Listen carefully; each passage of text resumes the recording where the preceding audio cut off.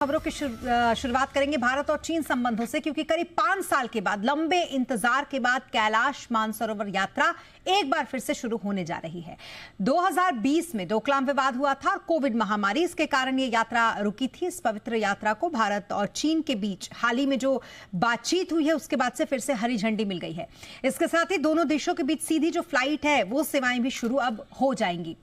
इस खबर पर ज्यादा जानकारी के लिए हमारे साथ जुड़े हमारे संवाददाता अमरीश पांडे। अमरीश, ये बड़ी खबर भी बनती है और साथ ही एक अच्छी खबर भी है, क्योंकि हिंदुओं की काफी आस्था थी कैलाश मानसरोवर से। पहले डोकलाम का विवाद और फिर कोरोना, उसके बाद अब एक लंबा इंतजार करना पड़ा हिंदुओं को।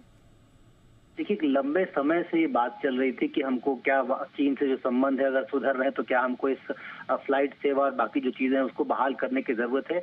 और आज विदेश सचिव जब चाइना की यात्रा पे थे, वहां उन्होंने इस तरह की बात की और दो चीजों पर सहमति बनी है, सैद्धांतिक सहमति बनी है, जिसमें फ्लाइट्स के शुरू करने को लेकर सैद्धांतिक सहमति बनी है। इसके साथ ही मैन टू मैन जो कन्वर्सेशन है और जो संबंध है उसको भी और बेहतर करने को लेकर, आगे बढ़ने के लिए क्रमबद्ध तरीके से कैसे आगे बढ़ा जाए उसको लेकर भी एक रूपरेखा तैयार की गई है।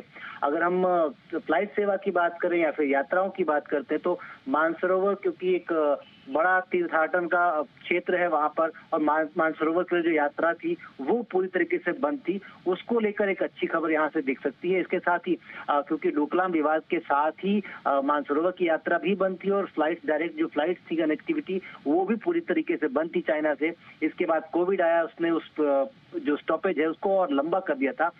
जैसे ही दुनिया में ये सब चीजें खुलना शुरू हुई तो उसके बाद से तब से चर्चा हो रही थी, क्योंकि चीन हमारा एक पड़ोसी देश भी है और हमारा एक बड़ा इंपोर्ट जो है चीन के साथ होता है, चाहे वो खिलौनों का हो, चाहे वो कपड़ों का हो, चाहे वो यान्स का हो, चाहे वो मशीनों का हो। इवन जो हमारे छोटे बाजार है वहां पर बाकी जो चीजें होती हैं, रोजमर्रा की चीजें भी बड़ी मात्रा में चीन से हम आयात करते हैं। ऐसे में बहुत सारे जो बाजार थे वो डिपेंडेंट थे और वो एक लंबा रूट लेकर चीन जाते थे और वहां सामान लेकर आते थे।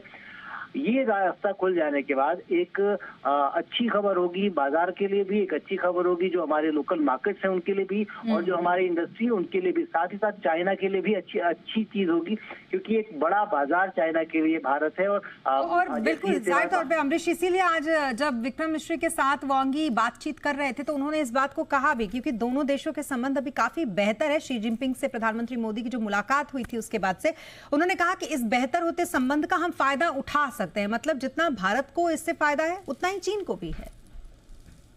सही कहा आपने, जितना भारत को फायदा होता है चीन को फायदा है। दरअसल जब से ये चाइना+1 की नीति शुरू हुई थी, चीन ने लगातार अपने आप को देखा था कि उसके रवैये का उसको ही नुकसान हो रहा है।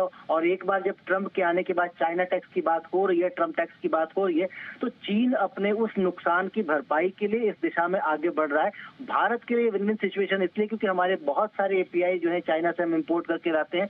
एक बार को ये रास्ता खुलता है तो हमारे एपीआई और हमारा जो हेल्थ का पूरा एक सेक्टर है उस सेगमेंट को एक बड़ा बूस्ट मिल जाएगा। इसके साथ ही जो तीर्थाटन की बात हम करते हैं तो मानसरोवर की यात्रा खुल जाने के साथ ही एक बड़ी जो डिमांड थी पिलग्रिमेज की वो पूरी होती दिख रही है। एक तो दोनों ही देशों के लिए एक विन विन सिचुएशन है। चीन के लिए ट्रंप टैक्स से बचने का एक रास्ता है और भारत के लिए अपना पिलग्रिमेज, अपने जो यात्री हैं उनके लिए, और साथ साथ जो अपने जो लोकल रोजगार है उनको जनरेट करने के लिए एक बड़ी चीज है। और दोनों ही देशों में दो दुनिया के दो बड़े देश कहें हम, या फिर कहें कि चीन एक विकसित देश है और भारत विकसित होने के रास्ते पे जा रहा है। तो ऐसे में अगर पड़ोसियों से बेहतर रिश्ते होते हैं तो ये दोनों ही देशों के लिए एक अच्छी चीज होगी। और मिलकर अगर ये रहेंगे तो शायद कई तरह के जो सैंक्शंस हैं दुनिया के उनसे भी बच सकते हैं। जी बिल्कुल, बहुत शुक्रिया तमाम जानकारी के लिए अमरीश साहब का।